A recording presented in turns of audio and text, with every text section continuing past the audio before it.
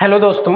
आज हम पढ़ेंगे बच्चे सेंटेंस की डेफिनेशन, सेंटेंस होता क्या है और सेंटेंस के पार्ट्स कौन कौन से हैं। हमको इसको डिटेल में आज पढ़ना है, सेंटेंस क्या होता है और इसके पार्ट्स कौन कौन से होते हैं। तो जनरली हमको पता है बच्चे, सेंटेंस क्या होता है, ग्रुप ऑफ वर्ड्स होता है, जो शब्दों का ग्रुप होता है बच्चे, हम उसको सेंटेंस बोलते हैं। लेकिन ये बात कंप्लीट नहीं है मेरे भाई, क्योंकि सेंटेंस की डेफिनेशन मैंने ध्यान देना लिखा है बच्चे, it is a group of words. ये वर्ड्स का तो ग्रुप होता है, but which convey a complete and logical meaning, जिसकी एक कंप्लीट और लॉजिकल मीनिंग हो, उसी ग्रुप को हम क्या बोलते हैं बच्चे, सेंटेंस बोलते हैं। सेंटेंस ग्रुप ऑफ वर्ड्स होता है मेरे भाई, लेकिन उसकी कंप्लीट और लॉजिकल मीनिंग होनी चाहिए। यहां मैंने कुछ एग्जाम्पल लिखे हैं मेरे बच्चे, इसमें हमें पहचानना है इसमें क्या सारे सेंटेंसेस हैं, क्योंकि सारे ग्रुप ऑफ वर्ड्स तो हैं बच्चे, ये भी ग्रुप है, ये भी ग्रुप है, यानी इसमें 4 सेंटेंसेस लिखे हैं बच्चे और चारों सेंटेंसेस ग्रुप ऑफ वर्ड्स हैं। लेकिन क्या ये चारों सेंटेंसेस हैं, आइए चेक कर लेते हैं मेरे भाई।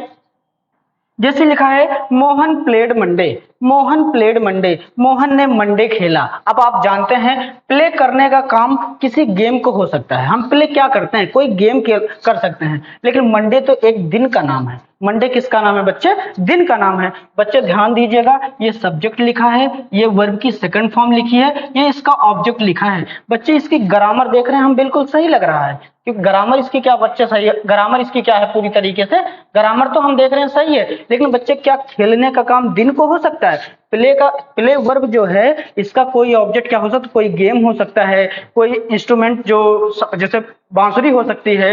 लेकिन बच्चे क्या मंडे हो सकता है, नहीं हो सकता। तो ग्रामर बिल्कुल सही है, बट लेकिन इसकी मीनिंग क्या है बच्चे, गलत। मेरी बात समझ पा रहे हैं क्या है बच्चे, क्योंकि प्ले वर्ब का ऑब्जेक्ट मंडे कभी बन नहीं पाएगा। अगर प्ले वर्ब का ऑब्जेक्ट कभी मंडे नहीं बन पाएगा तो बच्चे ये सेंटेंस क्या है बच्चे, इसको ऐसे मत आओ, सीधी सी बात बोलो, ये सेंटेंस गलत ही है।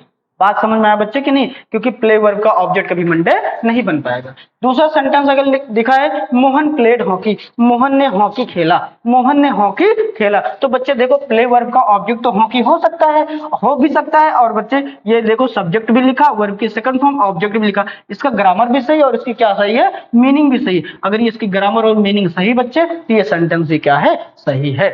समझ में आया मेरे भाई, सेंटेंस क्या होता है, ग्रुप ऑफ वर्ड्स जिसकी कंप्लीट और लॉजिकल मीनिंग होनी चाहिए मेरे भाई।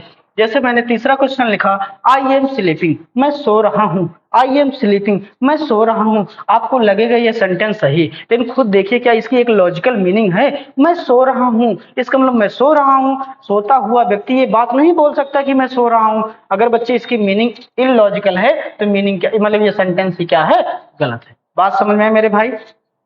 चौथा क्वेश्चन मैंने लिखा, they has completed their work, they has completed their work, उन्होंने अपना वर्क कंप्लीट कर लिया। बच्चे हम अगर देखें तो इसकी मीनिंग क्या हो रही है, सही हो रही है। लेकिन एक चीज यहाँ पे गलती हो रही है बच्चे, कि दे के साथ बच्चे हैज नहीं हैव का यूज करना चाहिए। दे के साथ हैज नहीं किसका यूज करना चाहिए बच्चे, हैव का यूज करना चाहिए। इसका मतलब इसकी ग्रामर क्या है बच्चे, गलत है। अगर ग्रामर गलत है तो ये पूरा सेंटेंस ही क्या है बच्चे, गलत है। इतनी बात समझ में आई मेरे भैया, यानी सेंटेंस क्या होता है, ग्रुप ऑफ वर्ड्स होता है और उसकी क्या होनी चाहिए, एक कंप्लीट और लॉजिकल मीनिंग होनी चाहिए। इतनी बात समझ में भैया, स्क्रीनशॉट ले लीजिए, फिर मैं आगे सिखाता हूं बच्चे। ध्यान दीजिएगा आगे बच्चे। अगर सेंटेंस आपको समझ में आया बच्चे, आओ हम देखते हैं सेंटेंस के पार्ट्स क्या क्या होते हैं। मैंने कुछ ध्यान देना बच्चे, हमें पढ़ना है parts of sentence, parts of the sentence.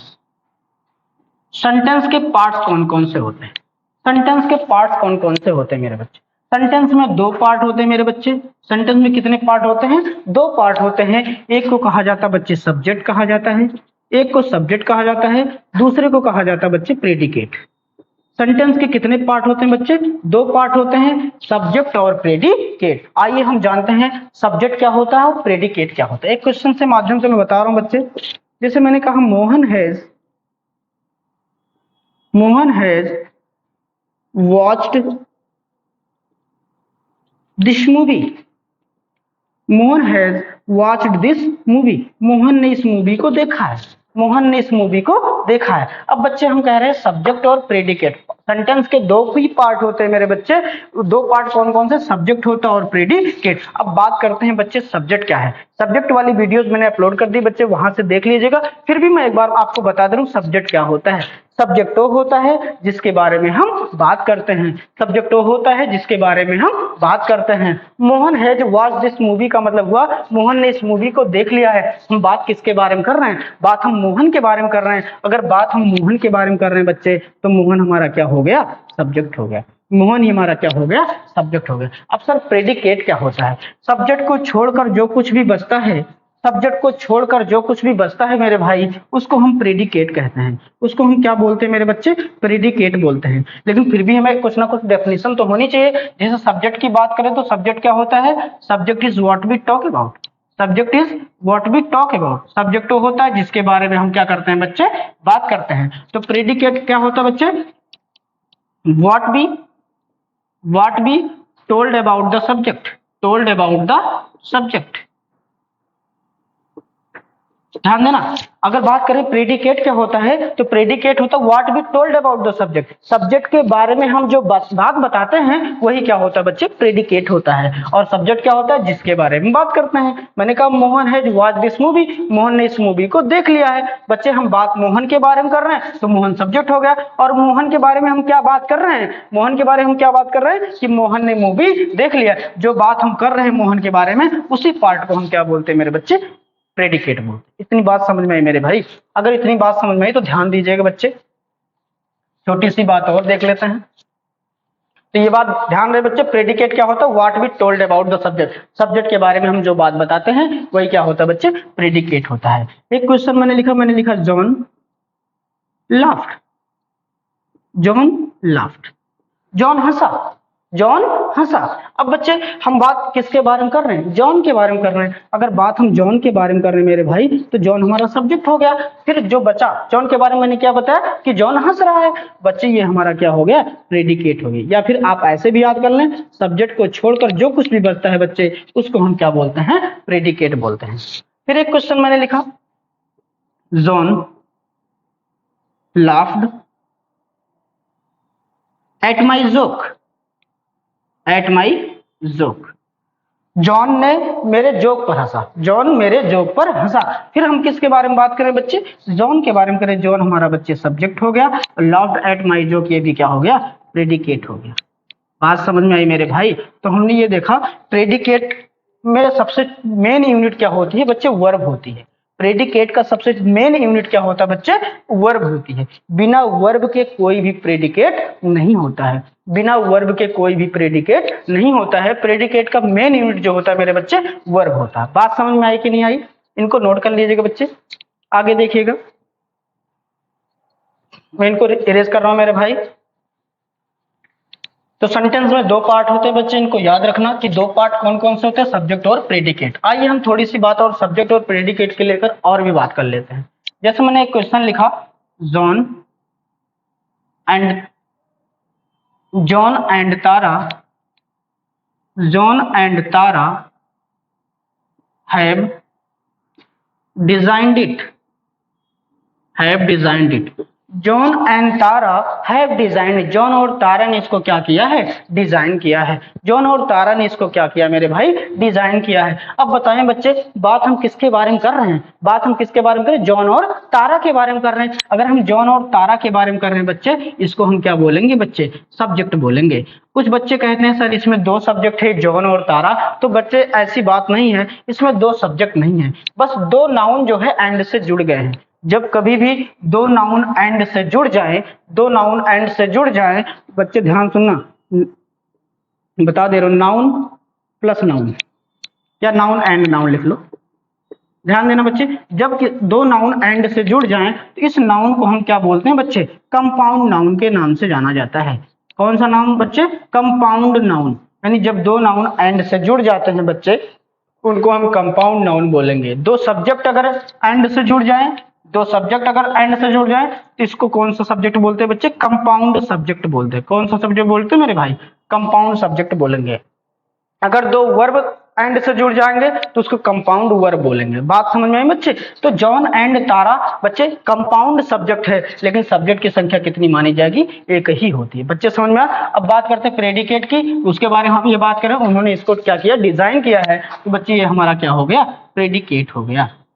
John and Tara have designed, John और तारा ने इसको क्या किया है बच्चे? डिजाइन किया है। तो बात समझ में बच्चे, जब दो नाउन एंड से जुड़े हों या दो सब्जेक्ट एंड से जुड़े हों तो सब्जेक्ट तो एक ही है, लेकिन उसको कौन सा सब्जेक्ट कहा जाता है? कंपाउंड सब्जेक्ट कहा जाता है। अब अगर मैं ऐसे लिख दूं, Raman and Raman, Mohan and Aryan, Raman, Mohan and Aryan have gone to the city, gone to the city, ऐसे एक क्वेश्चन लिख दिया बच्चे। Raman, Mohan and Aryan have gone to the city, Raman, Mohan और आर्यन शहर गए हैं। बच्चे आपको क्या लग रहा है, इसमें 3 सब्जेक्ट हो गए क्या? बच्चे ऐसी बात नहीं है, ये सब कैसे सब्जेक्ट, एक ही सब्जेक्ट हैं, और इस सब्जेक्ट को कौन सा सब्जेक्ट कहा जाएगा? कंपाउंड सब्जेक्ट कहा जाएगा। बोलो बच्चे समझ में आई कि नहीं बात? ये हमारे कंपाउंड सब्जेक्ट हो गए और ये हमारा क्या हो गया बच्चे? प्रेडिकेट हो गया। क्या इतनी बात समझ में आई बच्चे? तो इनको नोट कर लीजिएगा। आगे हम देखते हैं प्रेडिकेट को भी, तो ध्यान दीजिएगा बच्चे।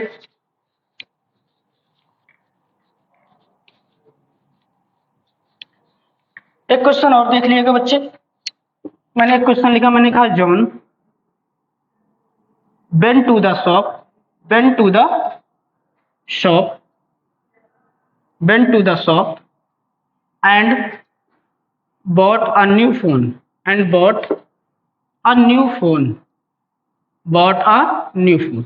ध्यान दीजिएगा बच्चे, मैंने लिखा John went to the shop and bought a new phone. John जो है दुकान पर गया और एक नया फोन खरीदा। जॉन ने मतलब जॉन दुकान पर गया और क्या खरीदा बच्चे? एक नया फोन खरीदा। हम बात किसके बारे में कर रहे हैं मेरे भाई? बात हम जॉन के बारे में कर रहे हैं। अगर जॉन के बारे में कर रहे हैं बच्चे तो ये हमारा क्या हो गया बच्चे? सब्जेक्ट हो गया। लेकिन अब की बार प्रेडिकेट हम देख रहे हैं बच्चे, ये पूरा प्रेडिकेट हो गया।